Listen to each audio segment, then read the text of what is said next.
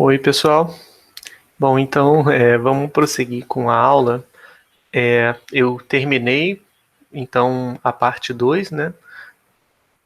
Ela corresponde à aula 17 em termos de slides, mas como acabou pegando o finalzinho da matéria sobre dimensionamento de amostras, eu acabei deixando nos slides 16, tá? Então agora a gente vai falar propriamente de intervalos de confiança e vamos ver até onde a gente consegue prosseguir ainda na aula de hoje. Aqui já tem um errinho. Bom, então a gente vai falar sobre estimação por intervalo, né? Antes a gente estava falando coisas do tipo, vamos pegar x barra para aproximar mi, vamos pegar S2 para aproximar sigma 2, né? Onde mi, por exemplo, é a média da população no primeiro caso e o sigma 2 é a variância da população no segundo caso, né? Então, o que a gente fazia era o que a gente chama de estimação pontual, né? A gente dizia, vou estimar o mi usando x barra, tá? Então seria simplesmente calcular o valor de x barra e dizer, bom, mi deve ser x barra, ou então mi deve ser aproximadamente o mesmo valor de x barra. O x deve estar próximo de x barra com alta probabilidade. Então, como a gente estava falando na última aula dessa questão da probabilidade da estimativa estar perto do que ela quer estimar, agora a gente vai deixar isso num tom um pouquinho mais formal através do conceito de estimação por intervalo e de intervalos de confiança, tá? E a gente vai abordar os conceitos básicos, né, e a definição de intervalo de confiança. A gente também vai falar sobre intervalos de confiança para média populacional e para proporção, tá bom? Então vamos lá. Sobre intervalos de confiança. Bom, então, como estimação pontual, como eu tinha falado antes, né, o objetivo é você inferir o parâmetro de uma população a partir de uma amostra, né? Calculando através de um estimador ou uma estimativa, né? Ou ainda uma estatística, usando essa estatística para estimar a quantidade populacional de interesse, tá bom? E aí, esse estimador pontual, ele especifica um único valor só, né? Era o que eu estava falando. O x barra, na hora que você vai obter sua amostra, você obtém um valor do x barra e é só isso, né? Quando você fala em estimativa por intervalo, o objetivo, na verdade, é inferir a partir da amostra um intervalo de valores, né? Para o qual a gente tem alguma confiança de que esse intervalo contém o verdadeiro valor do parâmetro. Ou seja, agora, ao invés de eu simplesmente dar uma média e dizer uma média amostral, um valor numérico, e dizer a minha média populacional deve ser aproximadamente isso, o que eu vou fazer é eu vou dar um intervalo de valores. Eu vou dizer, bom, eu tenho uma alta confiança, né, de que a verdadeira média populacional está contida dentro desse intervalo. E a gente vai definir com mais rigor o que a gente quer dizer como alta probabilidade, o que a gente quer dizer como confiança de que esse intervalo contenha o verdadeiro valor do parâmetro. Tá? Então, por exemplo, né, vamos pensar aqui. Vamos supor que a gente retira uma amostra de 500 brasileiros, tá? E aí calcula-se a média das alturas e aí a gente encontrou 1,70. Isso claramente é um exemplo fabricado, né? Nunca daria um valor tão bonitinho assim. Então, logo, uma estimação pontual da verdadeira média, né, da verdadeira altura média, que é o mi, é dada pelo x barra igual a 1,70 m, tá bom? Então, nenhum mistério até aí, né? O que a gente vem falando até agora. Vamos usar o x barra para estimar o mi, significa isso, né? Pegar o x barra igual a 1,70 e dizer, essa é a minha estimação pontual para mim. Bom, então, o que acontece? Para cada amostra de tamanho fixo, a gente vai conseguir encontrar um intervalo numérico, por exemplo, 1,60 e 1,80. Tá? Isso aqui é um intervalo que a gente está habituado a ver na matemática, tá? Aquele intervalo fechado, pode ser aberto também, né? E aí, cujos extremos dependem da amostra. Essa é uma informação muito importante. Então, olha, o meio do intervalo, ele depende da amostra, certo? Nesse caso. Porque o meio é exatamente o x barra, enfim. Então, o ponto central do intervalo está dependendo de x barra, né? Mas os extremos vão depender de x barra também. Tá? Desculpa, os extremos vão depender de x barra, mas os extremos vão depender da amostra. Isso é importante porque lembra que a gente viu que tudo que depende de coisas aleatórias é aleatório, né? Ou seja, funções de variáveis aleatórias são por si só variáveis aleatórias. Bom, isso quer dizer que os extremos do intervalo são variáveis aleatórias. Esse é um ponto chave na interpretação de intervalos de confiança. Tá? Como a gente só tem uma amostra, a gente colheu uma amostra, a gente só vai observar um valor, né, para esses dois extremos. Tá?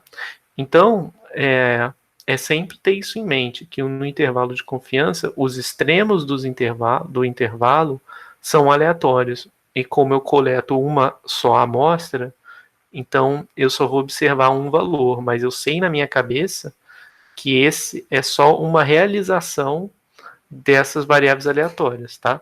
Vai ser uma realização da variável aleatória que vai compor o lado esquerdo do intervalo, e para aquela mesma amostra eu vou ter uma realização para o valor no extremo direito do intervalo, tá bom?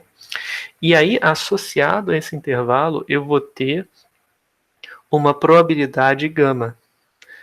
E essa probabilidade quer dizer o quê? Quer dizer, por construção, né, e é uma probabilidade que eu fixo, e aí, por exemplo, eu vou querer que seja uma probabilidade alta, do tipo 95%, 98%, 99% e assim por diante, tá? Então, quer dizer que, por construção, eu vou poder fazer intervalos tais que em 95%, se eu pegar o gama igual a 95%, então 95% das vezes, 95% das amostras, vão gerar, através desse procedimento, intervalos que contêm o valor do parâmetro. 5% das amostras vão me dar intervalos que não contêm o verdadeiro valor do parâmetro. E aí, o que eu vou ter vai ser uma decisão a fazer. Né? Eu vou ter calculado um intervalo e eu vou ter que decidir. Eu confio que esse intervalo é um daqueles 95% de intervalos que contém o verdadeiro valor do parâmetro, ou eu vou acreditar que aquele intervalo é um dos intervalos que não contém o valor do parâmetro, o que acontece com probabilidade 0, com probabilidade 5%.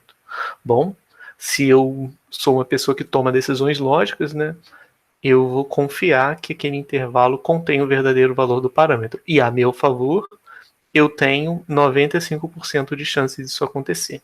Mas a gente vai ver isso com calma no decorrer da aula, tá bom? E a gente vai ver como isso está definido pelo procedimento em si.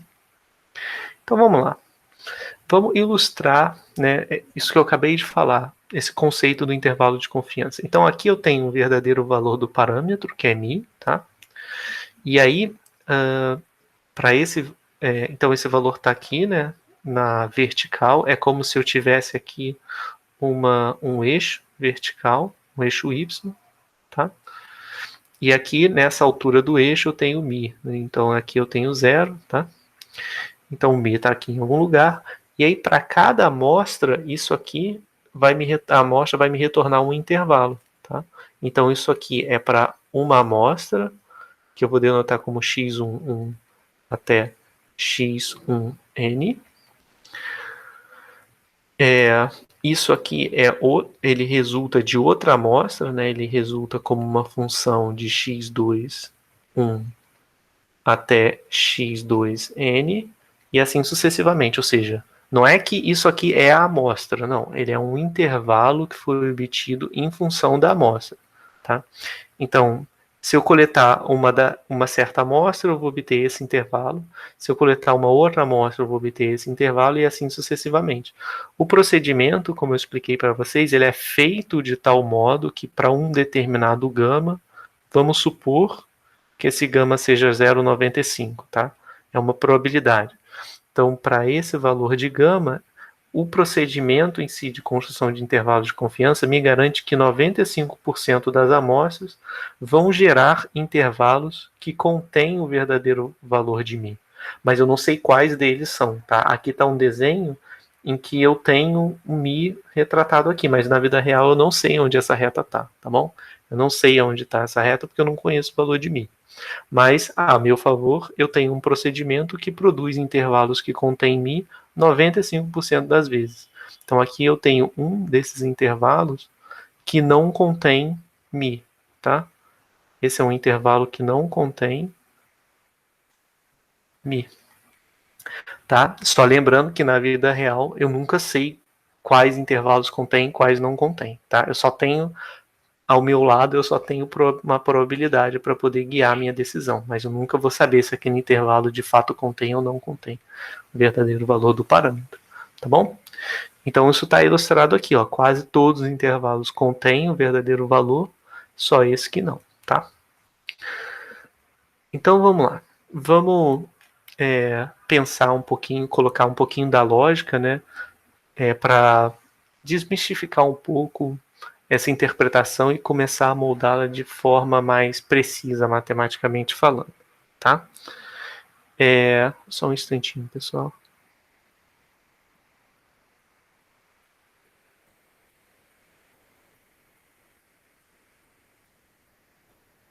Eu tenho um compromisso amanhã cedo, então precisei ficar aqui com o celular para poder confirmar. Mas beleza. Então, vamos lá. Vamos pensar na lógica de construção dos intervalos de confiança. Primeira coisa, eu tenho um parâmetro, que aqui eu estou denotando como θ. Então, esse θ pode ser o μ da normal, pode ser o σ2 da normal, pode ser o P da Bernoulli, pode ser o lambda da Poisson, qualquer parâmetro, tá? E aí, para esse parâmetro, eu tenho um estimador, que é o θ chapéu. Tá? A minha convenção, o jeito que eu gosto de denotar, é colocar um chapéu em cima de um parâmetro. E aí, quando eu faço isso, eu quero dizer que eu estou trabalhando com um estimador do parâmetro. Tá? Então, quando eu escrevo θ chapéu, é porque eu tenho em mente um estimador para o valor de θ chapéu. Tá bom? Então, por exemplo, no caso de mi, onde mi é o valor esperado, né, das minhas variáveis x e y, um determinado mi chapéu seria, por exemplo, x barra, tá bom? Só para fixar a notação. Então, ok, conhecida a distribuição de probabilidade do θ chapéu, tá? Isso aqui é um passo que muitas vezes é não trivial. No caso do x barra, se os x e y são normais, eu sei qual é a distribuição de θ chapéu. Vai ser normal também, com média mi e variância σ2 sobre n, em que σ2 é a variância de xi, tá bom? Então, conhecida a distribuição de probabilidade de θ chapéu, eu posso construir um intervalo, né, que esse intervalo vai ter como extremos o θ1 chapéu e o θ2 chapéu. Né? Esses caras, esse aqui é uma função qualquer, né? Vou botar uma função f1 de θ chapéu, e esse cara aqui é uma outra função f2 de θ chapéu, tá? E aí eu estou denotando como θ chapéu 1 e θ chapéu 2 aqui, mas eu deveria, na verdade, denotar dessa forma, que eu acho que fica mais claro. Então isso aqui vai ser uma função do meu estimador, o desse cara vai ser a função do outro estimador. Quer dizer, vai ser a função do mesmo estimador, mas vai ser uma função diferente. Por isso aqui tem o f1 e aqui o f2. E aí eu tenho um nível de confiança, que aqui está sendo chamado de 1 menos alfa, mas eu vou sempre chamar de gama, tá bom? É porque eu não gosto que... Porque se eu posso escrever gama, para que eu vou trocar isso por 1 menos alfa? Entendeu? Tem que escrever mais coisas, eu sou preguiçoso. Então, o nível de confiança, normalmente, é algo do tipo 0,9, 0,95 ou 0,99, porque ele está associado à probabilidade do intervalo conter o verdadeiro valor do parâmetro ou não, tá? Então, lembrando, o meu intervalo, aqui está com uma notação que eu gosto mais, né? Em que você tem o extremo esquerdo, é uma função que está sendo chamada de L por causa do lower, né, do inglês. Então é uma função da amostra, esse x, tipicamente em estatística, quando a gente bota uma letra em negrito, ela é um vetor, tá? E nesse caso, o meu x aqui negrito, ele é um x1 até xn, tá? É a amostra. Então, o L de x é uma função da amostra, e o U de x, que é o intervalo, a parte direita do intervalo, é uma outra função da mesma amostra. Então, eu vou chamar isso de um estimador do intervalo, tá bom? Então, vamos ver um exemplo bem ingênuo, tá bom? Num determinado intervalo. Tá? Então, suponha x1 até x4 uma amostra de tamanho 4 que venha de uma distribuição normal θ1, tá? Então, essa distribuição normal, por um milagre da vida, eu conheço a variância, tá? Mas isso nunca vai acontecer, é só por um exemplo. Então, eu conheço a variância, mas eu não conheço quem é a média, tá? Então, eu quero estimar essa média por um intervalo. Ora, eu posso pensar em pegar um intervalo que esteja centrado em x barra e que tenha comprimento igual a 2, por exemplo, tá? É um primeiro intervalo que eu pensei aqui, tá?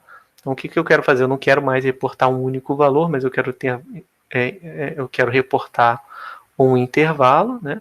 Então, nada mais natural do que centrar esse intervalo no x barra e pegar um comprimento qualquer. Aqui no caso, eu estou fazendo um comprimento 1 para a esquerda e 1 para a direita, ou seja, o comprimento total do intervalo igual a 2, mas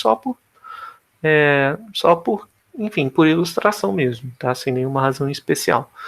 Então, olha, era isso que eu estava falando, né? Na estimação pontual a gente coloca θ igual a x barra, mas como a gente quer fazer uma estimação intervalar, a gente vai dizer que com uma alta confiança o θ vai estar entre esses dois valores, tá? Vai pertencer a um intervalo. Então, o que acontece? Eu vou fazer o seguinte, tá? Eu vou querer sempre calcular a probabilidade de inclusão do parâmetro naquele intervalo. Como assim? Eu quero reportar, não basta só botar esse intervalo aqui e dizer, ah, tá, o meu intervalo é esse. Se eu não tiver um nível de confiança associado, né, de que adianta?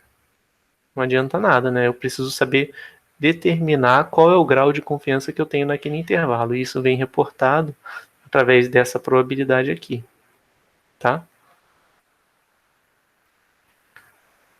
Então, esse é o meu objetivo agora. Eu quero determinar qual é a probabilidade do intervalo conter o θ. Tem gente que diz o seguinte, qual é a probabilidade de θ estar no intervalo? Não tem nenhum problema em falar isso, tá? Eu vou preferir, em geral, dizer qual é a probabilidade do intervalo conter θ. Mas isso é uma questão de gosto. A minha motivação vem do seguinte, porque o que é aleatório nessa sentença? θ pertence ao intervalo. É o θ? Não. θ é constante, tá? É um parâmetro, é um valor que eu desconheço, mas é uma constante. E então a minha aleatoriedade está aqui, né? Está no x barra. X barra é variável aleatória. Então, o que é aleatório é sempre o intervalo, não o parâmetro. O parâmetro está fixo. Então, quando você fala assim, qual a probabilidade do θ estar dentro do intervalo, parece, para quem é leigo, né, parece que o θ é que é aleatório e o intervalo é fixo. Quer ver? Pensa só, do português mesmo. Quando a gente fala probabilidade do θ pertencer a um intervalo, parece que o θ é que é aleatório. Quando eu digo qual é a probabilidade do intervalo conter θ, parece que o intervalo é que é aleatório, tá bom? Então, mas é unicamente por conta disso. Não tem nenhum problema dizer qual a probabilidade de θ pertencer a um intervalo. A gente só tem que saber na nossa cabeça que é uma probabilidade porque o intervalo é aleatório, não θ, tá? Eu insisto nisso aqui porque muita gente confunde, tá? Acha que o θ é aleatório, mas não. É o intervalo que é aleatório, porque os extremos são aleatórios. Então, eu quero calcular quanto que é o grau de confiança desse intervalo aqui. Eu quero calcular essa probabilidade. Isso aqui fica sendo P de x barra menos 1 menor do, ou igual a θ menor ou igual x barra mais 1. Aí agora o que eu vou fazer? Eu vou precisar da distribuição de x barra para conseguir calcular essa probabilidade. Ora, x barra tem distribuição centrada no mesmo, na mesma média, né, dos valores, e a variância fica sendo a variância original dividida por n. Como eu tenho uma amostra de tamanho 4, 1 sobre 4, tá bom? Então, prosseguindo com as contas, o que eu vou fazer vai ser o seguinte. Agora, eu já posso fazer direto, tá bom? Posso usar o pnorm aqui, né? Bom, vamos fazer direto então. Vamos fazer direto. Isso vai ser igual a x. Qual é a distribuição desse cara daqui? Esse cara tem distribuição aproximadamente normal, θ menos 1, 1 quarto. Ah, não vai dar para fazer. Não, esquece, vamos fazer... não, deixa, não vamos fazer assim, não. Vamos fazer da seguinte forma, né? Eu vou querer padronizar essas probabilidades, mas vai ser difícil, porque aqui... Bom, vai ser difícil não, porque aqui o que acontece? Eu vou ter que ter x barra menos θ, né? Porque eu padronizo, começo a padronização subtraindo a média, então eu consigo fazer isso, né? Pegando e subtraindo θ dos três lados, né?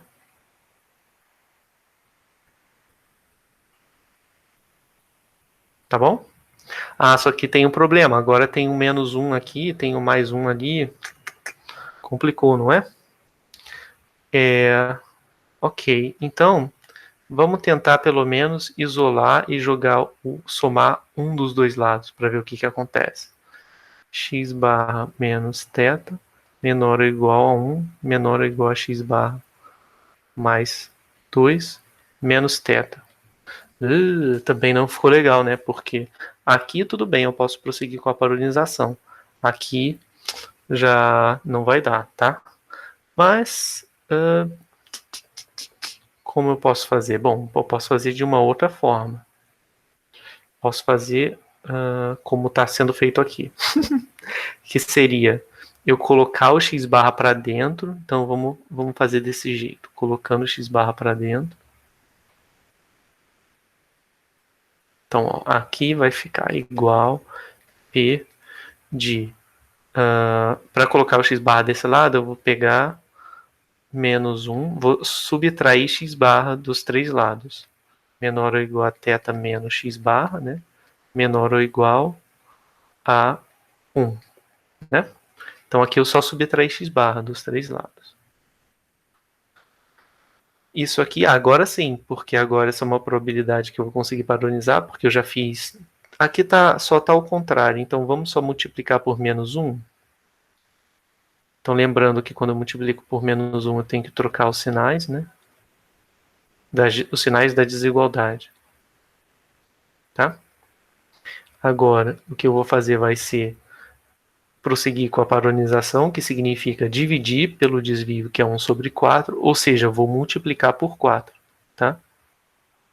Então aqui vai ficar 4 vezes x barra menos θ, maior ou igual a menos 4. Agora, esse cara aqui, eu posso definir como sendo z, e z tem distribuição que aqui não é aproximada, aqui é exata, porque o x barra é normal. Então isso aqui vai ter distribuição normal, 0, 1, porque eu padronizei, certo?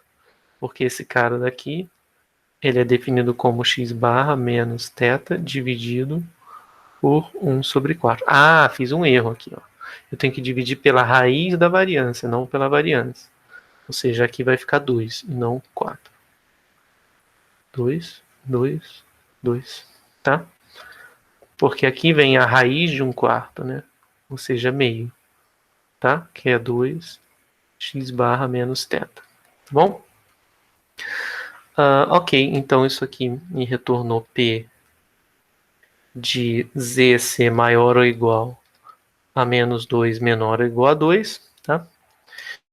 Então, se eu quiser calcular essa probabilidade, isso aqui vai me retornar o seguinte, ó, vamos colocar aqui.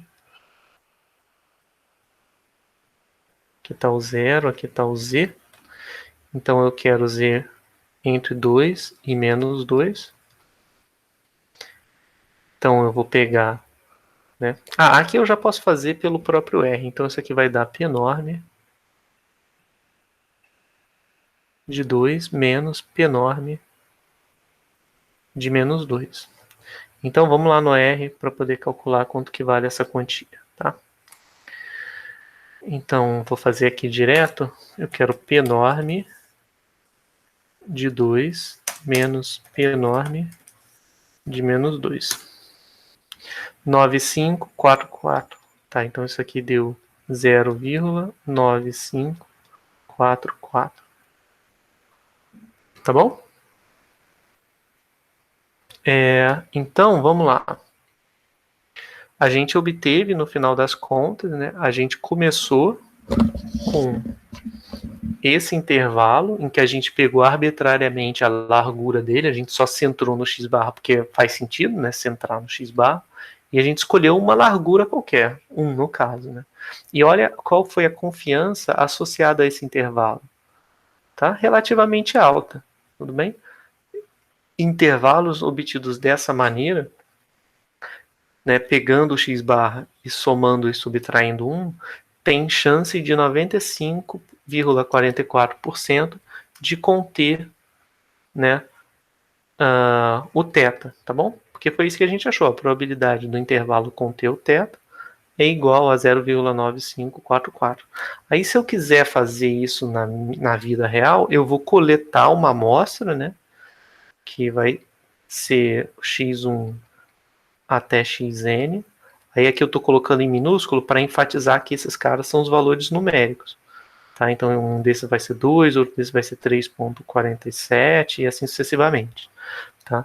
Então isso aqui vai me retornar um valor de x barrinha, por exemplo, 0,72, né? Algo assim.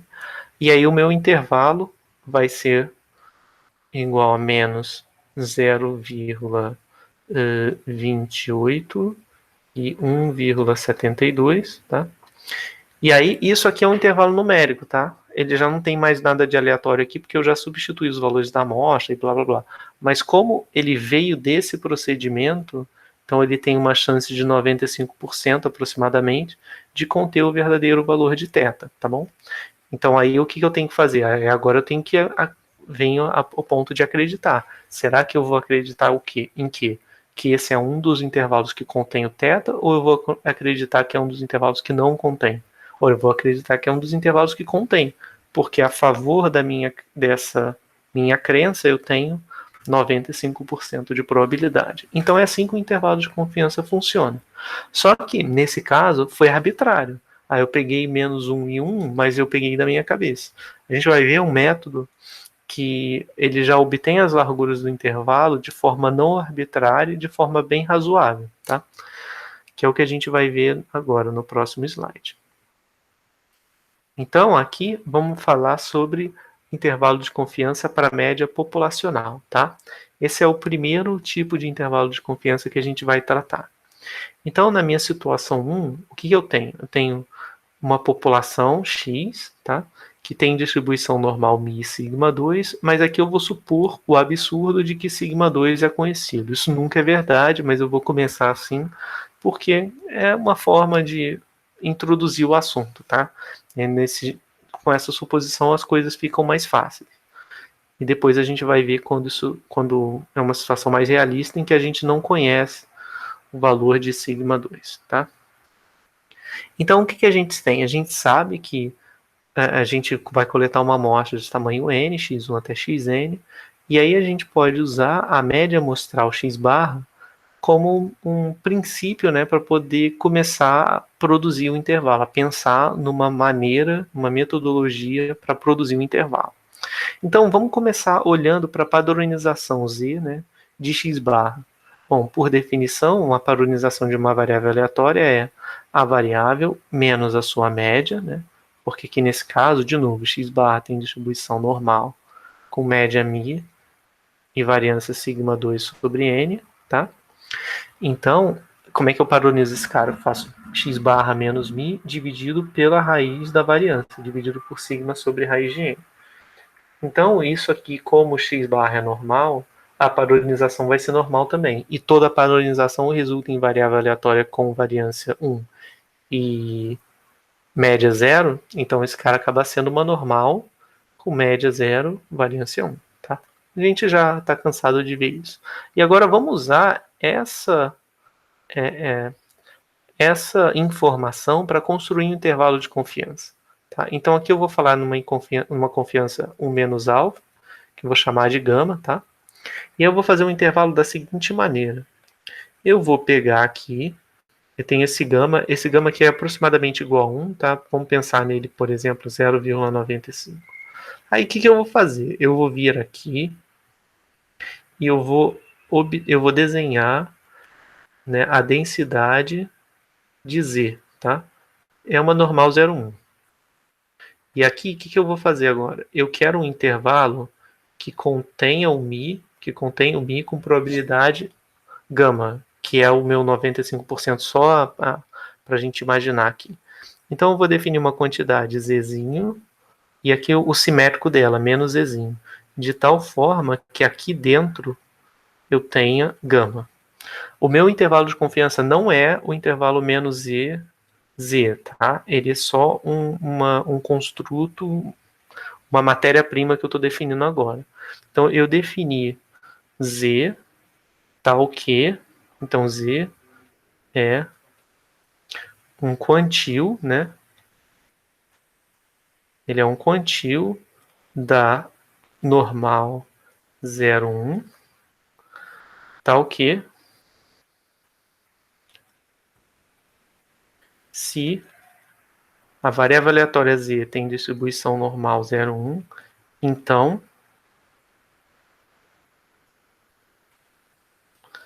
a probabilidade de z estar entre menos zzinho e zzinho é igual a gama, tá? Uma vez e achar esse zzinho aqui é fácil, tá? Por quê? É só eu pegar duas vezes, né? Então isso aqui vai ser duas vezes a probabilidade de z estar entre 0 e zzinho, né? Que vai ser igual a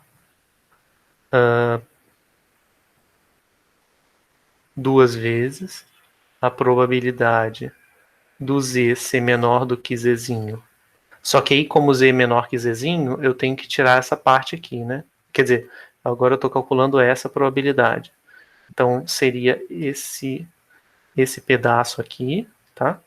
Então, para eu calcular esse pedaço, né, que é essa parte, eu tenho que pegar o todo, né, daqui para trás, e tenho que subtrair essa parte, que vale 0,5, tá? A gente fez essa conta várias vezes, então dá 2 vezes P de Z ser menor do que Zzinho, menos 1, tá? Então, é tranquilo, é fácil. Aí, para achar isso, basta agora eu fazer isso igual a gama, então P de Z menor do que Zzinho é igual a gama mais 1 dividido por 2, tá? E aí eu consigo achar o Zzinho, tá? Esse é o meu objetivo, achar Zzinho, né? Então, Zzinho vai ser o quê? Ele é tal que a probabilidade à esquerda dele dá esse valor. Então, ele é o quantil que enorme de gama mais 1 sobre 2, tá? Então, é fácil, é só chegar lá e usar a função que enorme que eu obtenho o valor de Zzinho, tá? Então, beleza. O que eu fiz? Eu comecei com Zzinho, né, tal que vale isso aqui, ou tal que vale isso. Então, isso aqui vale para todo Z que é normal 0,1. Só que para esse cara aqui, ele também é normal 0,1. Então, essa informação vai valer para ele. Então, ou seja, o que eu tenho é que gama é igual a P de menos Zzinho menor do que x barra menos mi sobre sigma dividido por raiz de n menor do que Zzinho, tá bom? Aí agora vamos pensar aqui. Eu quero um intervalo que contenha o mi com essa probabilidade gama aqui, que é alta, tá? Aproximadamente igual a 1. Então, eu quero um intervalo que contenha o mi. Então, eu quero que o mi fique dentro desse intervalo, tá? O meu intervalo vai ser formado nessa parte e nessa parte. Então, primeira coisa, para deixar o mi no centro, é multiplicar por sigma sobre raiz de n, dos dois lados. Então, eu vou obter menos z, sigma dividido por raiz de n, menor do que x barra menos mi, menor do que z, sigma sobre raiz de n. Ah, beleza, e agora? Agora tá quase, né? Para eu deixar o mi no meio, eu tenho que subtrair x barra em todos os lados. Então vai ficar menos x barra, menos z, sigma sobre raiz de n, menor do que menos mi, que é menor do que menos x barra mais z sigma sobre raiz de n, tá bom? E agora? Bom, agora já está quase, né? A única coisa que falta fazer é só levar em conta esse sinal. Eu não quero que ele contenha menos μ, eu quero que o meu intervalo contenha μ. Então eu vou multiplicar por menos 1 de todos os lados. X barra mais e sigma sobre raiz de n maior do que μ, maior do que x barra menos z sigma sobre raiz de n. Tá bom? Então agora, só para não me confundir, porque eu gosto de ver intervalos em que a parte da esquerda é o menor valor, né? E aqui é claro que a parte da esquerda vai ser o menor. Aqui a parte da esquerda está maior, né? Porque aqui é mais z sigma sobre a raiz de n, o z é positivo, o sigma é positivo, a raiz de n é positiva. Então esse cara é maior do que esse aqui. Então, na verdade, eu tenho só que trocar a ordem, porque, enfim, para eu observar os meus intervalos na ordem correta. Tá? Não é que o de cima estava errado, não está errado. É só porque eu quero dizer o seguinte, ó, que o meu intervalo de confiança associado a uma probabilidade gama é obtido como x barra menos z sigma sobre a raiz de n, x barra mais z sigma sobre a raiz de n. Tá? Então esse é o meu intervalo de confiança. Por quê? Esse intervalo ele tem probabilidade gama de conter o verdadeiro valor do parâmetro. Concorda?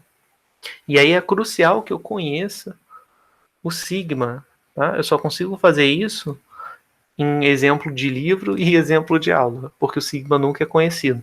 Mas num caso hipotético em que eu conheço o sigma, né, esse intervalo todo aqui é conhecido. O x barra eu calculo na minha média, a minha média da amostra, o n é o tamanho, esse cara aqui eu estou supondo que é conhecido, e o z eu obtenho, olha, unicamente como função do gama.